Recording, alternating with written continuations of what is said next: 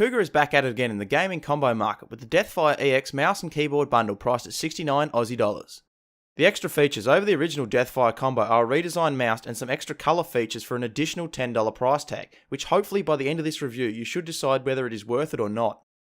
First, let's take a tour of the keyboard, which sports Cougar's in-house hybrid mechanical switches rated at 20 million keystrokes. These switches do a fairly decent job of replicating a mechanical switch, but do feel a bit mushy, so here is a typing test for your reference.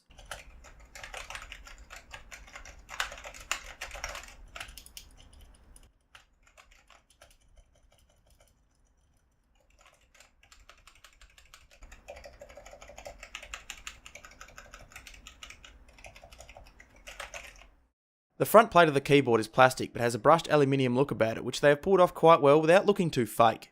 Along the top of the keyboard are the F keys, which double as media keys when the function button is being pressed.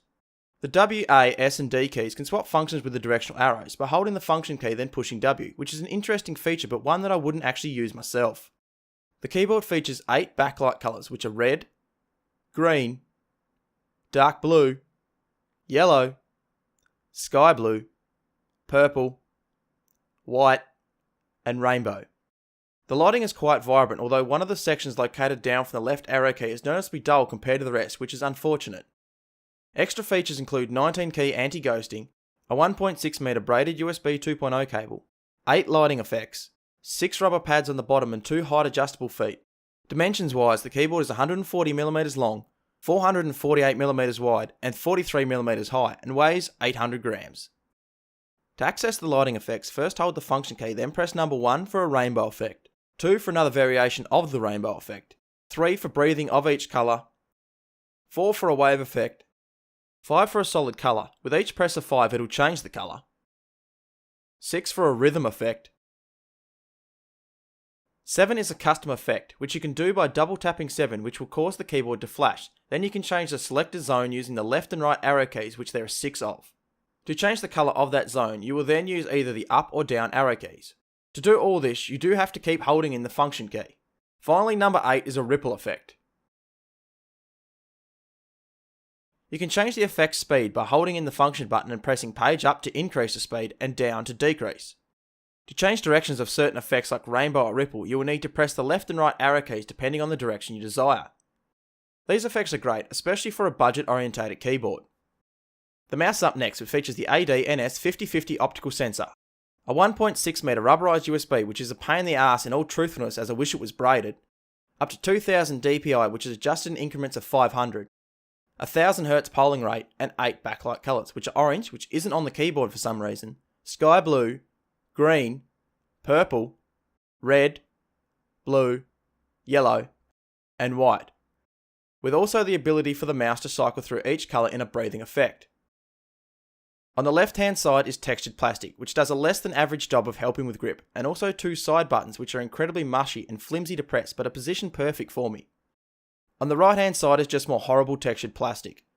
On top is the left and right click buttons, which feature Omron switches rated at 5 million clicks, plastic scroll wheel with rubber coating around the middle, well defined scroll steps and lighting either side. Just behind that looks like a DPI button but is instead the colour change, and just below that is a large Cougar logo on the palm area which also lights up. On the bottom is 2 interesting switches to change both your DPI or polling rate, which would be a pain if you are prone to changing your DPI on the fly. Also on the bottom is the aforementioned 5050 optical sensor, 3 large Teflon feet which glide cleanly, and a third lighting area that provides a cool underglow for the mouse when right side up. The 3 large areas are synced up and cannot be separated, but the lighting does seem to have the same brightness in each area, making colours look consistent apart from 3 dull areas on the underglow. The mouse body is made entirely from plastic but does not seem to feel cheap like other budget orientated mice. Dimensions wise, the mouse is 120mm long, 65mm wide and 38mm high, and weighs in at a nice 100 grams.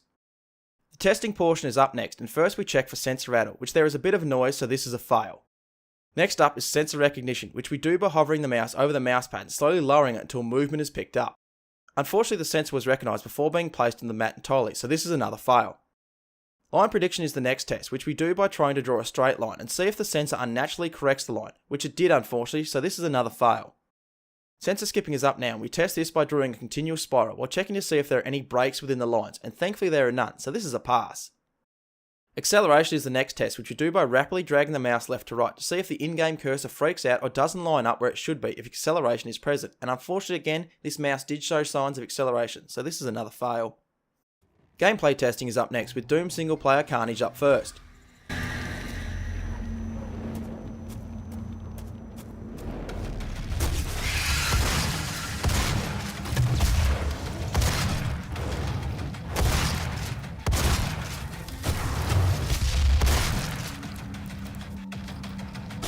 Next up is some Unreal Tournament against bots. I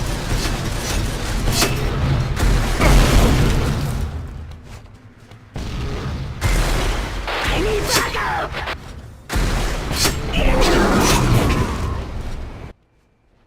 Both games I felt I wasn't as precise as I usually am with a more premium mouse, especially when trying to achieve small amounts of aim movement, but it certainly got the job done and the keyboard was solid. In conclusion, this combo is a great starter package for anyone breaking into PC gaming or looking for an affordable upgrade for some cheap office grade peripherals. I would highly recommend this set over the original Deathfire combo pack, as it comes with a great keyboard and improved mouse, both aesthetically and comfortability wise, and the lighting effects are a great bonus and easy to select your preference, although I wish orange was added to the keyboard as well.